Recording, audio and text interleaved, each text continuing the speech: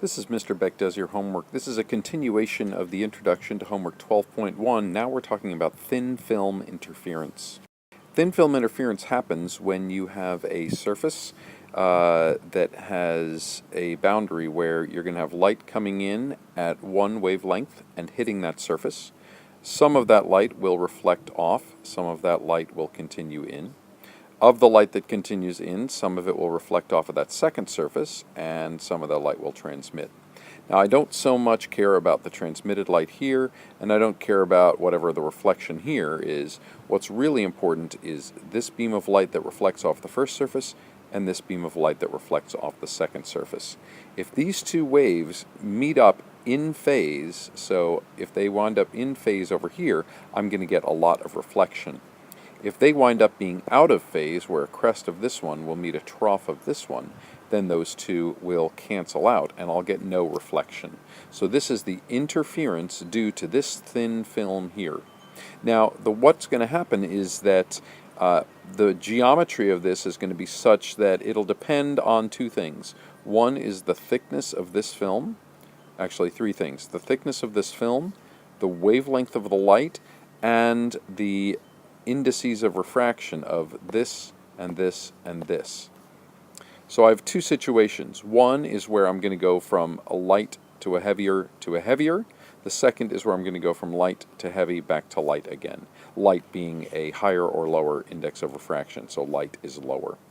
So one situation is where I'm going to have N1 less than N2 less than N3.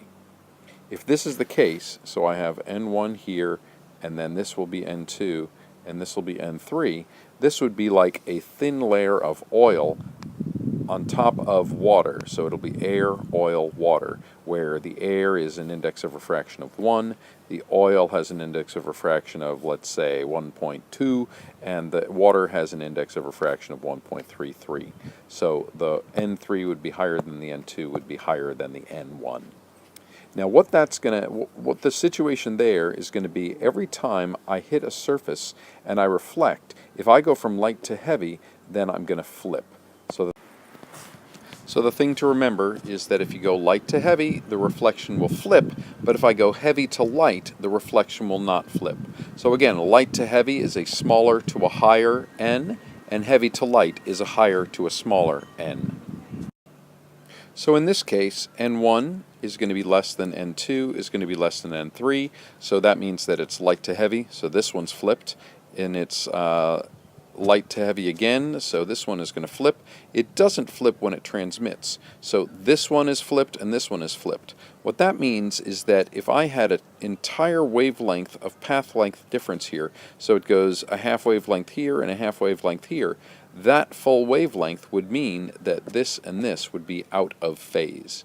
So what I know in that case is that if they're in order like this, then I'm going to get in phase and I'm going to get a lot of reflection. So if the thickness of this film right here, if this thickness from top to bottom is equal to 1/2 of a wavelength, half of a wavelength of the incoming light, then I'll have a half wavelength on the way down, a half wavelength on the way back. So now this and this will be in phase perfectly, because this has flipped, they're both flipped, so that this distance would have to be a half of a wavelength. That means that I will get strong reflection if this is a half wavelength thick. However, if that distance were only 1/4 of a wavelength, then what that would mean is that as the wave goes in and out, it's only had time to get 1/4 wavelength, so this and this would be out of phase. So if it's a 1/4 wavelength, these are out of phase and these are going to cancel. So I will get no reflection with a 1/4 wave. The way I like to remember this is that these are in order, from light to heavier, and I will get no reflection with a 1/4 wavelength. So the phrase I like is in order, no quarter. And with this simple phrase, you can remember the other situations as well. So if it's in order, no quarter, that means that if I have a half wavelength, it will reflect. So if it's in order, then I'll have yes for half a wavelength. Now, if this went from if it goes from a quarter with no reflection to a half with a reflection, what happens then is if I get to 3/4 here, then it will not reflect again. And then if I get to 4/4 again, it will reflect again, because I get a whole wavelength down, a whole wavelength back, and so again I could match up and I would get a reflection. So in order, no quarter is going to answer my will it reflect. Now let's look at the other situation. What if they're out of order?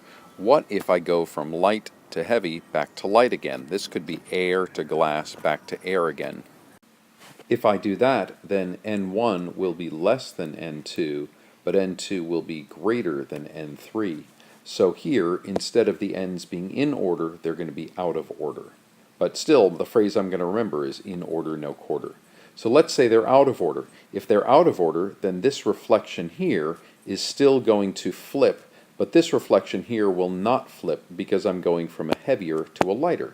If I go from a heavier to a lighter, I won't flip. So now what happens with a half a wavelength? It's a half a wavelength down, it's another half a wavelength up. This one hasn't flipped, this one has flipped. So now, if this is a half a wavelength, they're going to be out of phase, so I'm going to get no reflection because these are going to be destructive interference. So, if it's in order, no quarter, well, if it's out of order, I will have no reflection with a half wavelength. And then I suppose I could follow the same sort of logic through with a quarter wavelength, and a quarter wavelength here. Well, this one's flipped, this one will not flip, so a quarter and a quarter makes it a half, and that half will be in phase with there. So it turns out these are in phase. I'd get constructive interference, so it will be a good reflection. So if it's out of order, then yes, a quarter. In order, no quarter. Out of order, yes, a quarter. So a quarter will reflect with a half wave, if they're out of order. So in order, no quarter. Out of order, yes, quarter. In order, yes, half. Out of order, yes, quarter, or something like that. So let's redraw that. Let's give us, and let's see what we have in order to get a table here. So remember, my phrase is in order, no quarter. So I'm asking the question, will it reflect? To which I'll have the answer yes and no. And the other question I'm wondering is it in order? Are the N's in order or not? Yes will mean that N1 is less than N2 is less than N3. And no means that N1 is less than N2, but N2 is greater than N3. So now we just fill in the table based on in order, no quarter.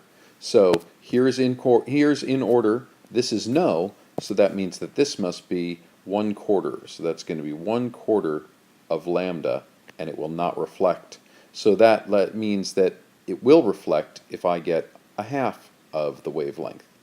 And if I have yes with half a wavelength when it's in order, then I'll have a quarter wavelength not reflect if it's out of order, and I'll have a half wavelength not reflect if it's not in order.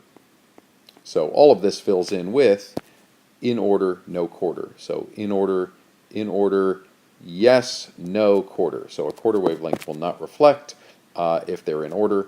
A half wavelength will reflect if they're in order. If they're not in order, then it's a quarter wavelength that will and a half wavelength that will not. So in order, no quarter. Out of order, no half. But there is one more critical thing to remember here. As the wave comes along and it hits the surface, it's going to slow down. And when it slows down, the wavelength will change. We've already dealt with the flipping that happens at the surface with the reflections, but we haven't dealt with this wavelength change yet.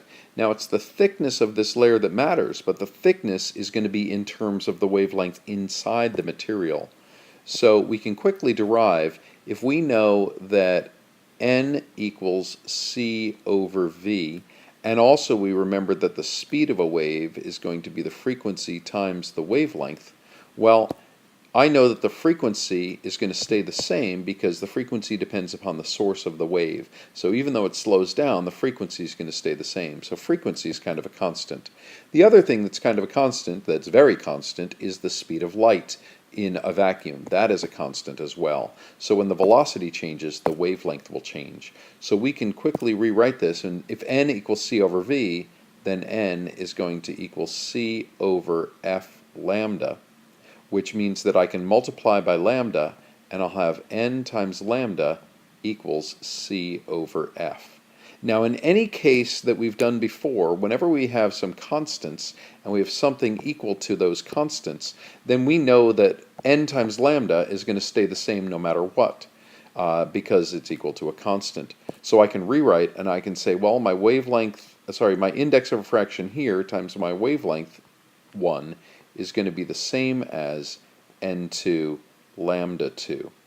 So when I go from substance 1 into substance 2, that's substance 1 into substance 2, if the n goes up, so I go from, say, 1 to 1.33 if I'm going into water, well, then my lambda is going to go down by the same factor so that they'll multiply the same. But this is a nice, important way to calculate the wavelength in the substance, because when I'm talking about in order, no quarter, it's this wavelength that I have to deal with, the wavelength inside the material. So if you don't remember to do that, that's when you get in your problems wrong. So yes, in order, no quarter, and all the things that lead to that, but also it's a quarter of this wavelength, not a quarter of the wavelength out here, that's going to matter, because it's within the thin film. That's the key.